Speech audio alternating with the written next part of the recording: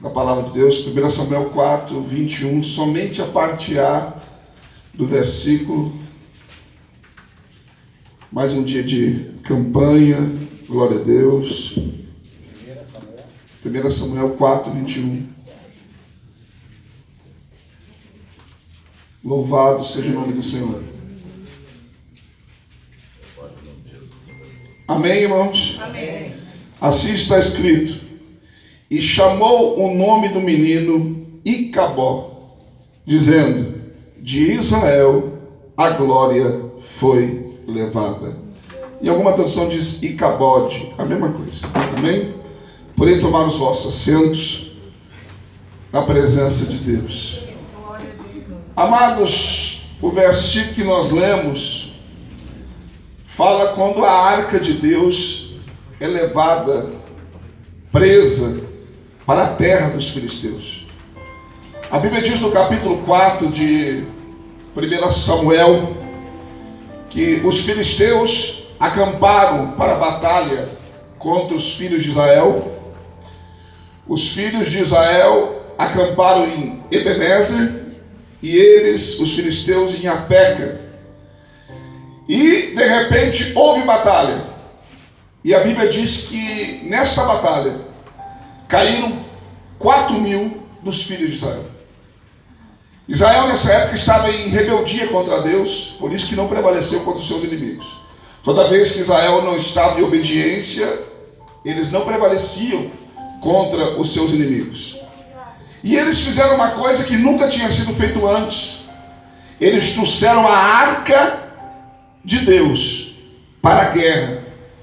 Se você ler no capítulo 4, verso 7, diz que isso nunca foi feito antes. Eles perderam e disseram: nós precisamos da arca aqui, para nos ajudar. A arca era muito importante para Israel, porque a arca representava a Shekinah, a presença de Deus. Por muito tempo se confundiu Shekinah com glória. Shekinah não é glória, Shekinah é presença.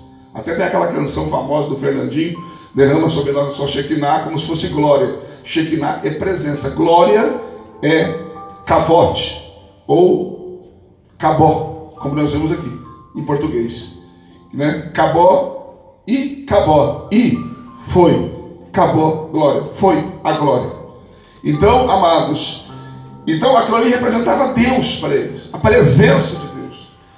Então eles querem trazer a arca, a presença de Deus, para a guerra.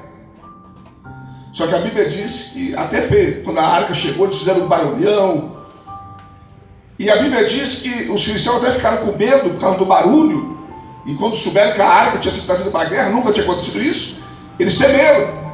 Só que Deus estava descontente com eles.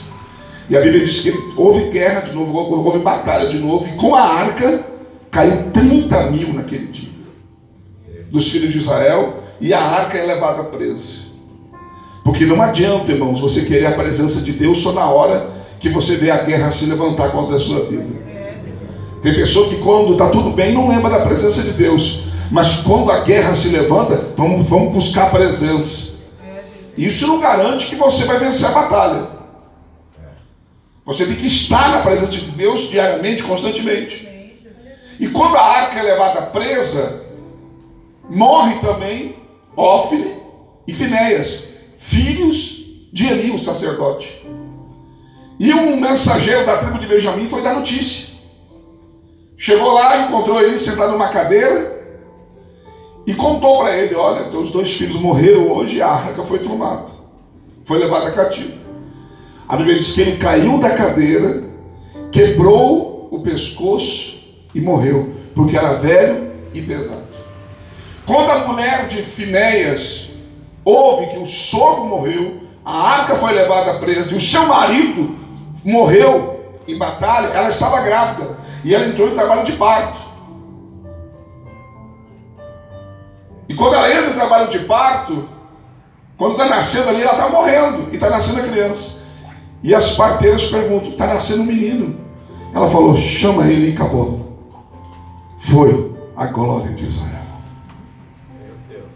E a Bíblia diz que ela morreu, e por isso o texto que nós lemos. A arca agora é levada presa. Eu preciso contar a história para chegar onde eu quero. A arca é levada presa para a terra dos filisteus. Os filisteus tinham 5 cidades principais. E ela é levada para Asdod. E quando chega em Asdod, eles colocam ela no templo do deus Dagon, o deus dos filisteus.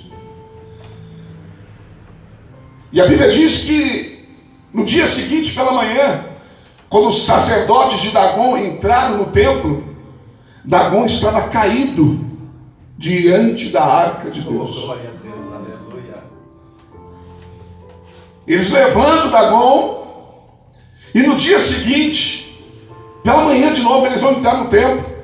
Agora aconteceu algo muito estranho, porque Dagon não só está caído, a cabeça foi cortada, quebrada, e ambas as mãos também estavam quebradas. Só estava o tronco de Dagon. Eles colocam a arca do lado do deus Dagon. E eles tinham o costume, amados, de colocar luz do lado de Dagon, para que a imagem de Dagon, a sombra de Dagon, refletisse na parede. Só que quem estava do lado da estátua de Dagon era a arca. E à noite, a sombra de Dagon fazia sombra para a arca de Deus. E Deus não fica na sombra de ninguém. Todo mundo que quiser fazer sombra para Deus vai cair, porque Ele é a glória, a Ele pertence todas as coisas. Por isso que ele derruba Dagon, porque Dagon estava fazendo sombra para ele. E no dia seguinte ele não só derruba, porque eles insistem de colocar Dagon, ele quebra a cabeça de Dagon em ambas mãos. E a Bíblia diz que a partir daquele dia os sacerdotes nunca mais entraram no templo de Dagon para servi-lo. Por quê? Porque segundo a lei e a tradição da época, se um Deus quebrasse a cabeça e ambas as mãos, ele perdia a sua divindade. Ou seja, não era mais Deus. E realmente não era, porque o Deus de Israel estava naquele lugar. E a Bíblia diz que Deus então, agora começa a feri-los com hemorroidas, com praga de ratos. E eles estão sofrendo, e a Bíblia diz que eles não aguentam, não suportam. E eles ficam com medo. Então envio de Asdod, eles viam para a cidade de Ecom. E mandam para lá a arca. E lá aconteceu a mesma coisa. Até que por fim, amados, eles são obrigados a mandar a arca embora. Por quê? Porque a presença de Deus só serve para aquele que serve a Deus. Aleluia. A presença de Deus, irmãos, não serve para outra pessoa, não serve para quem está no outro costume, não serve para quem adora outros deuses, só serve para aquele que realmente serve a Ele. E eles não suportam, não podem ficar com a presença. Porque o que é bênção para nós é maldição para aqueles que não servem. E a Bíblia diz que então eles resolvem pagar um tributo. Eles fazem 5 hemorroidas de ouro. Nem sei como é que eles pode ser essa hemorroida. E fazem 5 ratos de ouro representando as 5 cidades dos filisteus. Colocam num carro novo. Pegam 2 vacas que tinham acabado de criar. Colocam na carroça. Mandam elas embora em direção a Bet-Semes. Interessante que as vacas conduzindo a carroça sem ninguém dirigir. A Bíblia vai dizer, você pode ler no capítulo 6 de 1 Samuel, que elas vão andando corretamente, sem tropeçar, até chegar em Bet-Semes. É como a arca, a presença que estava sobre elas, sobre a carroça, estivesse dirigindo elas até onde Deus queria que chegasse. E guarda bem essa palavra aqui, que elas não tropeçam e andam direito, porque tem algo mais para frente. E a Bíblia diz que quando chega em Bet-Semes, os homens de Bet-Semes já cometem um erro, porque eles não acolhem a arca, eles ficam com medo dela, colocam em cima de uma pedra e deixam ela ao ar livre. Até que alguém faz a besteira, alguns homens fazem a besteira de espionar o que tinha dentro da arca. E a Bíblia diz que Deus fere esses homens e mata eles. E agora Bet-Semes fica apavorado, não queremos a arca aqui. E eles chamam os homens de Kiriat Jearim, agora estou no capítulo 7, para levar a arca. E os homens de Kiriat Jearim sobem até Bet-Semes e levam a arca para a sua terra. e colocam ela na casa de um homem chamado Abinadab. E um dos filhos de Abinadab, chamado Eleazer, é consagrado para cuidar da arca. Eles não eram levitas, eles eram da tribo de Judá. Mas a arca fica na casa deles, e Eleazar é aquele que vai cuidar da arca. E a Bíblia diz que a arca fica ali 20 anos. E depois de 20 anos que a arca estava ali, Davi agora assume o reino de Israel. E quando Davi assume o reino de Israel, ele coloca no coração que ele quer trazer a arca para Jerusalém. E ele vai buscar a arca. Prepara 30 mil homens de guerra para buscar a arca, para protegê-la. Prepara uma carroça nova, pega bois para carregar a arca. Só que quando eles estão transportando a arca da casa de Abinadab para levar para Jerusalém, os bois tropeçaram. E quando os bois tropeçaram, a arca ia cair. E quando a arca ia cair, Uza e Aiô estavam indo juntos. Agora preste atenção, tinha dois guiando a carroça, Uza e Aiô, filhos de Abinadab. E o que me chama a atenção é que Eleazar não vai levar a arca. Eu cuido da arca por 20 anos, e no dia que ela vai embora, eu não vou querer levá-la para Jerusalém?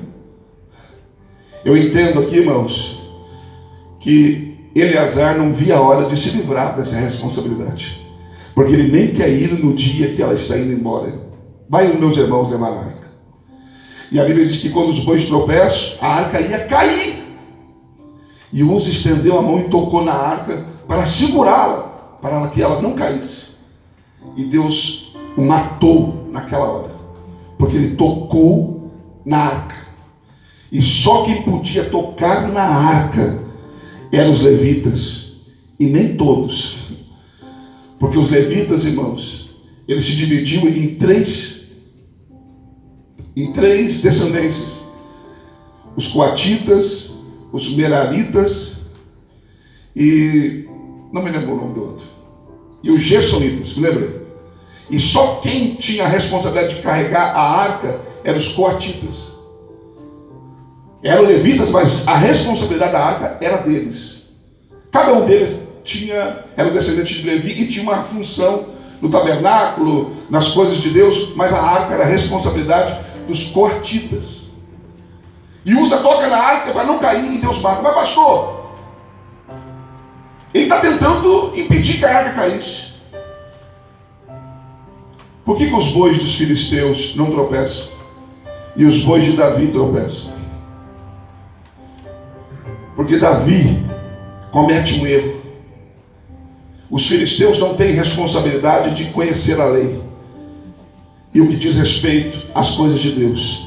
Mas Davi tinha responsabilidade de saber como deveria se carregar a arca. E a arca não poderia ser carregada em carro de bois. A arca tinha que ser carregada sobre os ombros dos levitas coatitas, sobre o ombro dos levitas. Por isso que Deus não aceita o jeito que estão fazendo, porque agora é o povo que está fazendo. Entenda uma coisa: de boa intenção, o inferno está cheio. Não adianta você querer fazer as coisas de boa intenção. Não, você tem que fazer conforme a Bíblia manda, conforme o que está escrito na Bíblia. Não é pela boa intenção que Deus vai receber, se não estiver corretamente. Então, amados, o que acontece? Davi fica com medo. Não vou mais levar a arca. Quem pode carregar a presença de Deus? Meu irmão tocou na arca, morreu. Daí agora eu estou em 2 Samuel, capítulo 6, onde Davi deixa a arca na casa de um homem também, novamente, Obed-Edom. E a arca fica na casa dele, Davi volta para Jerusalém. E a arca fica na casa desse homem 3 meses. E a Bíblia diz que os 3 meses que a arca ficou na casa de Obed-Edom, Deus abençoa ele, a casa dele e tudo o que ele possuía. Aleluia. A bênção chegou a ele, chegou a casa e chegou a tudo que que era dele, tudo que ele tinha, prosperou em 3 meses.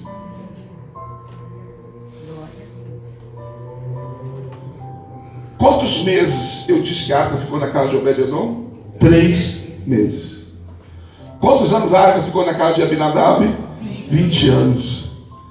E a Bíblia não menciona que Deus abençoou nada naquela casa. Quando a arca é retirada daquela casa, ainda Deus mata um filho dele. O que o Senhor quer dizer com isso?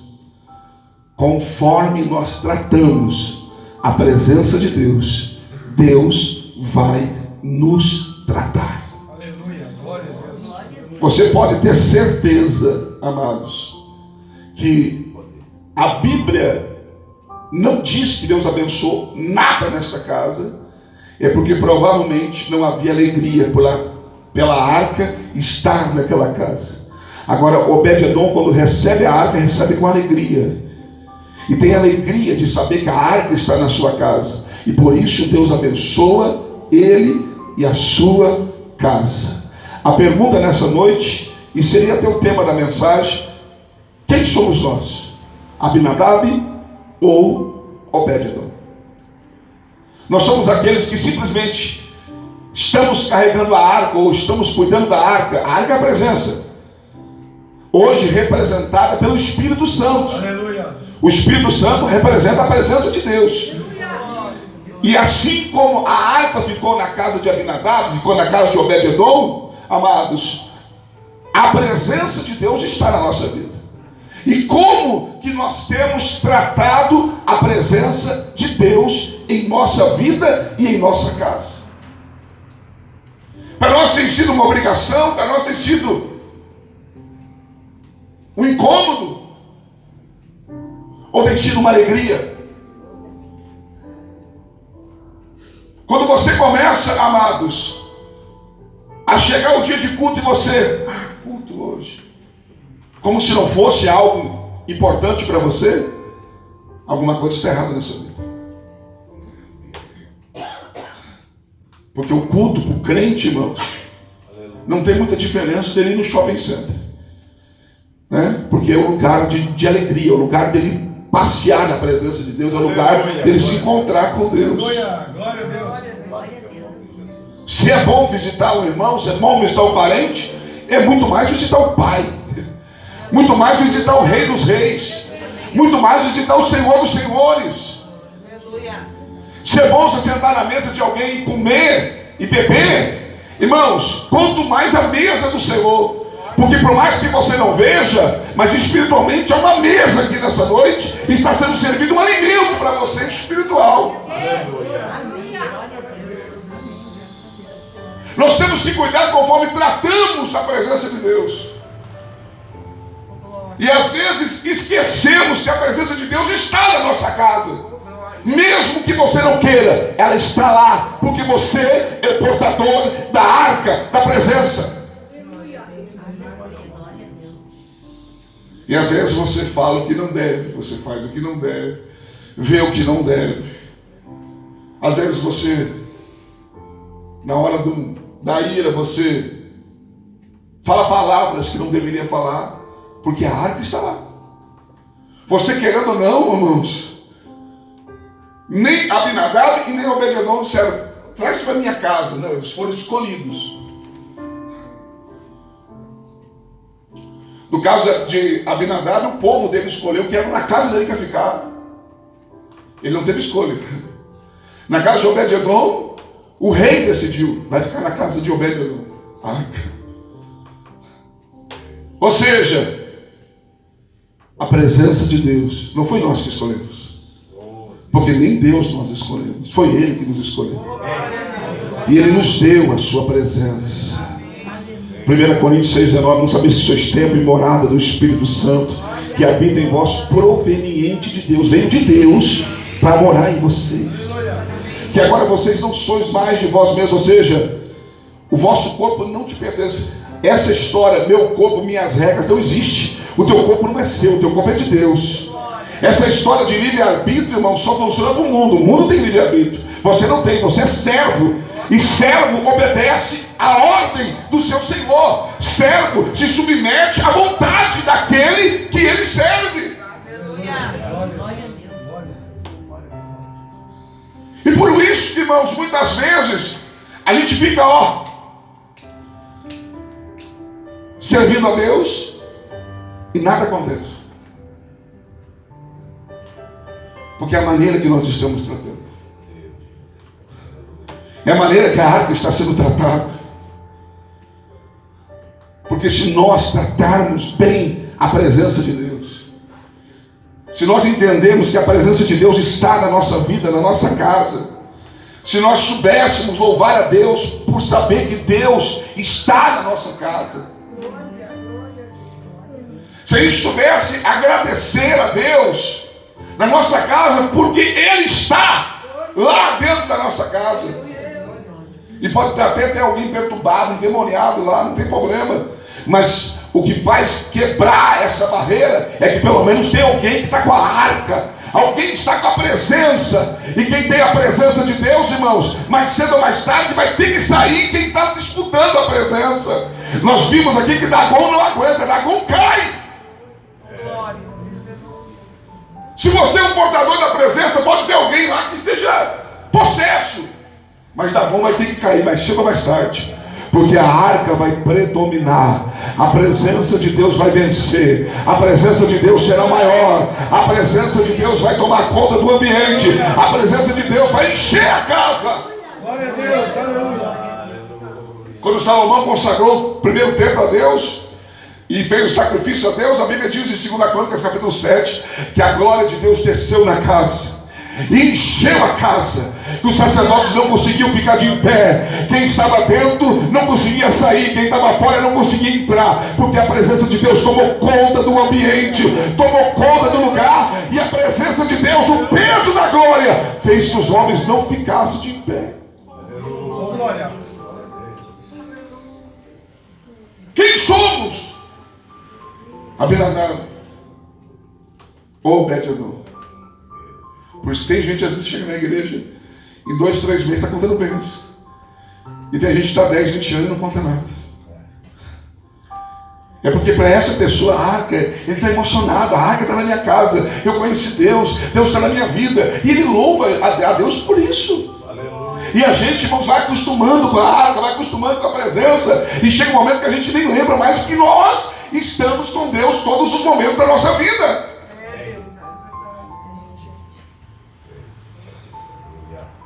Para onde me fugirei da tua presença? Diz o salmista no Salmo 139. Se subir, aí tu estás. Se eu descer também, até no céu, se eu fizer minha cama, eu sei que lá tu estarás. Aleluia. Cuide como você tem tratado a presença de Deus. Cuide o que você fala, porque Deus está vendo. Não adianta você vir na igreja orar, chorar e pedir a graça, mas na tua casa você só fala desgraça. Aqui você vem e pede bênção, mas na tua casa você só fala maldição. A arca está lá. A presença de Deus está na sua vida. Respeite a presença de Deus, trate bem a presença de Deus. Louve a Deus pela sua presença.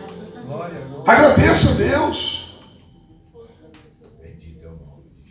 Mesmo nos momentos difíceis, irmãos, é importante você dizer: ó Deus, obrigado, porque se o Senhor não estivesse aqui hoje, eu não sei o que seria de mim. Com tanta luta. Glória a Deus, aleluia. Às vezes o inferno se levanta, mas a gente tem que agradecer a Deus que o inferno se levanta. Mas a Shekinah está com a gente, a presença. Amém. Amém. Aleluia, louvado o nome de Jesus. E a Bíblia diz que quando Davi ouve que Deus tinha abençoado a casa de Obed-Edom, ele e tudo que ele possuía, Davi alegra o seu coração e coloca no coração de trazer a arca. Só que daí, irmãos, a Bíblia diz em 1 Crônicas capítulo 15, você pode ler o capítulo na sua casa, que Davi vai estudar, ele vai consultar como se faz isso. E agora ele descobre que não é carro novo, é sobre os ombros. Aleluia. Que se carrega a arca. Sobre os teus ombros está a responsabilidade da arca, da Shekinah de Deus. Aleluia. Glória a Deus. Você não veio aqui para encontrar Deus, você veio com Deus sobre os seus ombros. Você não veio aqui nessa noite para levar Deus para sua casa, você já veio com Ele sobre os seus ombros. E ele descobre, não, é os levitas, então ele consagra eles, prepara eles, e vai buscar a arca. E agora ele descobre que, além de carregar nos ombros dos levitas, parece até doidura isso, né, irmãos? Mas era assim que se fazia. A arca de Deus tinha que se dar 6 passos. E a cada 6 passos tinha que se sacrificar 7 novilhos e 7 cordeiros. Está na Bíblia isso. A cada 6 passos, o número do homem, o 7º seria Deus, o número 7. No 7º tinha que oferecer 7 novilhos e 7 cordeiros. Oferecia 7 novilhos, 7 cordeiros, mais 6 passos. De novo, mais 6 passos, de novo. E segundo os historiadores, o último passo para completar o 6º foi nos portões de Jerusalém. Para carregar a arca tem que sacrifício. Para carregar a arca tem que sacrificar também. E um dos sacrifícios que Deus mais quer de nós, eu poderia enumerar alguns, mas um dos que Deus mais quer de nós está em Romanos capítulo 12. Rogo, pois, irmãos, pela compaixão de Deus, que apresentei os vossos corpos como um sacrifício vivo, santo e agradável a Deus, que é o vosso culto racional. Eu vou interpretar para você numa linguagem que você vai entender. Eu imploro para vocês, pelo amor de Deus, venham para a igreja e se ofereçam a Ele como um sacrifício vivo, santo e agradável a Ele, que é o culto que a gente faz para Ele. Quando você veio da sua casa, você podia estar, eu sei, sentado no seu sofazão lá, assistindo a sua televisão, fazendo aquilo que você gosta, né? Tomando seu chimarrão. Você veio, você sacrificou, é um sacrifício. E Deus recebe, e isso agrada a Deus. E a Bíblia diz que quando nós fizemos isso e apresentamos o nosso sacrifício, que é o nosso corpo no templo, que é o nosso corpo na presença de Deus, Ele diz, para que experimenteis a boa, agradável e perfeita vontade de Deus. Se você se apresenta na igreja, tem boa, agradável e perfeita vontade de Deus para a sua vida. E Davi leva a arca para Jerusalém e entra pelos portões da Jerusalém. Aleluia. E a Bíblia diz que naquele dia Davi tira as suas vestes reais e começa a dançar e pular diante da arca. Você sabia que algo semelhante a isso vai acontecer na nossa vida? Porque assim como Davi levou a arca para Jerusalém, nós estamos com a arca, a presença, e estamos, amados, caminhando para Jerusalém celestial. E Ele vai ficar com a gente até nós entrar pelos portões da Jerusalém celestial. Nós vamos entrar pelos portões da Jerusalém celestial, conduzindo a presença que não nos deixou, que não abandonamos aqui na terra. Nós levaremos o Espírito Santo de volta para casa, aleluia, junto com a gente. Aleluia. Quem somos? Abinadab ou Obed. Cuide o que você assiste na sua casa. Cuide o que você coloca para ouvir na sua casa, porque a arca está lá.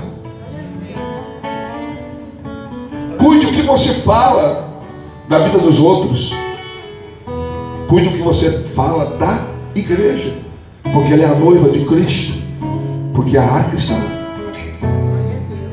Às vezes você pensa, ninguém está vendo, ninguém está, né? Mas a arca está lá, a presença. A presença de Deus está lá. Vamos tratar bem a presença. Vamos valorizar a presença. Em nome de Jesus. Não vamos ser como Abinadab, que 20 anos e não tem nada para contar. Qual a experiência que tu tem, Abinadab, para contar só a respeito da arca? No dia que ela foi embora, matou meu filho.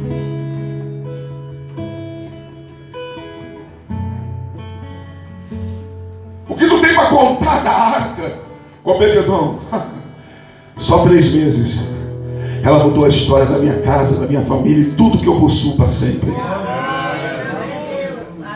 Se coloca de pé. Rompa as dificuldades. Alcance a sua vitória. O que você precisa está contigo todos os dias. A força que você precisa está contigo todos os dias.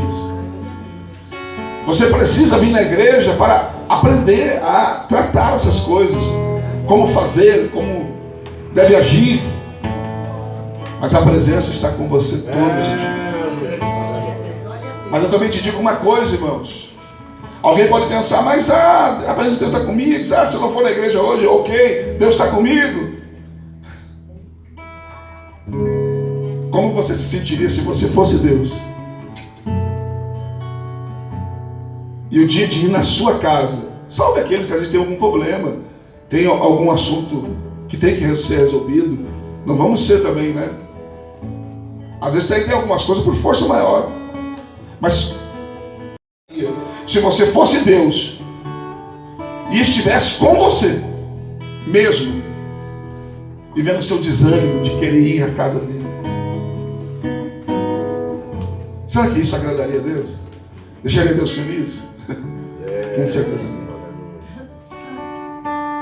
E quando estamos desagradando Deus, não espere nada dele. Tem uma palavra que os reis falavam na Bíblia. Quando alguém agradava eles e fazia alguma coisa que deixava eles felizes, era um hábito. Eles diziam, até a metade do meu reino eu te darei. Pode pedir o que você quiser, até a metade do reino eu te dou. Porque ele ficou contente. O rei também não negará nada para você, se você deixar ele contente. Amém? Curva a sua cabeça. A chave da vitória está com você. Presença. Presença. Para as lutas do dia a dia que você tem enfrentado, Deus está lá com você. Você não precisa vir para a igreja para lutar. Você não precisa vir para a igreja por causa disso, porque Ele estará lá com você no dia a dia para você vencer. Você tem que vir para a igreja para agradecer, para aprender como ser melhor a cada dia. Senhor, meu Deus e meu Pai, eu abençoo o teu povo, abençoo a tua igreja e decreto, Senhor, sobre a vida de cada um deles a tua graça e a tua misericórdia. Que o Senhor venha abençoá-los, que o Senhor venha dar, meu Deus, para cada um deles o melhor do Senhor, que cada um deles alcance aquilo que tanto deseja. Que nós possamos entender que todos os dias o Senhor está conosco. Que nós possamos acordar de manhã e agradecer pela arca, pela presença. Que quando o inimigo se levantar, Senhor, a gente possa agradecer pela presença, porque se não fosse a presença a gente perdia a cabeça. O inimigo fazia coisa pior, mas não faz, porque a presença está lá. Oh meu Deus, em nome de Jesus, e será esta presença que vai trazer cura, que vai trazer milagre, que vai, Senhor, libertar aquele que está oprimido. Que será esta mesma presença que vai abrir a porta que está fechada, que vai abençoar os negócios, Pai, que vai prosperar o caminho do teu povo. É Deus, aleluia. Em nome de Jesus, será essa mesma presença. Em nome de Jesus. Amém. Glória a Deus. Será que alguém pode dizer comigo? Eu não sou Abinadab. Eu não sou Abinadab. Fala com força igual a nossa irmã. Diga, eu não sou Abinadab. Eu não sou Eu sou Obed-Edom. A arca da minha vida traz bênção. Abençoa tudo em nome de Jesus. Que Deus te abençoe grandemente em nome de Jesus. Amém? Glória a Deus.